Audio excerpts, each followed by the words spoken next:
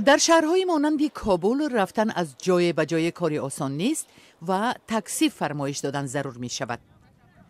در کابل که برای تاکسی ها توقفگاهی زیاد ندارد، یک خدمات انتقال مسافران با نام بوبر تاکسی تشکیل شده است که آن را می توان توسط تلفن هوشمند فرمایش داد. لیدا نظامی یکی از اولین مشتریان این خدمات است. ما از این اپلیکیشن نوا کشیدیم. یک اپلیکیشن بسیار خوب است چون خدمات تاکسی آنلاین نداره. با استفاده از این میتونم که به زودترین فرصت فقط درخواست کنم و بخوایم از یک جا به جای دیگر برم درخواست میکنم و امی کسی که راننده که پشت من میه به زودترین فرصت درخواست من قبول میکنم و پشت دروازه میه و هر جایی که بخوایم میبرن. فعلا شماره راننده های بوبر تاکسی زیاد نیست. بشرمال دولتزی میگوید از کار در این شبکه و استفاده ضمیمه بوبر تاکسی راضی است.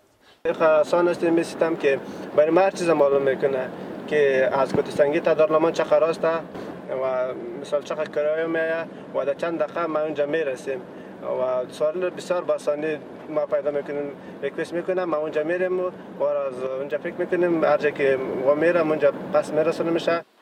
مؤسسان ضمیمه بوبر تاکسی کاری خود را چنان تشکیل کردند که مشتری میتواند دوستان و نزدیکانش را از مسیر حرکت و وقت احتمالی رسیدن به جای درکاری آگاه کند. اگر فرض مثال ما بخوایم از یک جای به جای دیگه برم، میتونم دوستای خود در ترک لیست خود اد کنم که وا بتانن ما را ردیابی کنن که درایور ما را کجا میبره. یکی از مشکل‌های بزرگی بوبر تاکسی این است که کوچه‌های کابل نام ندارند.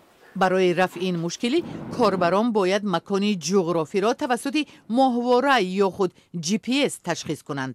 ما از اطلاعات گوگل مپ استفاده میکنیم چون مپ نشده.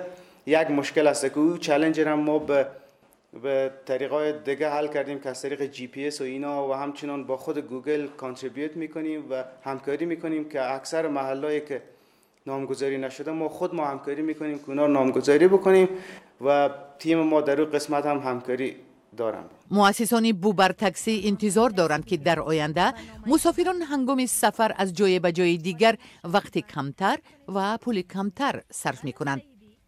یگانه مشکل این است که حالا در کابل شمار مردمی که تلفن هوشمند دارند زیاد نیست.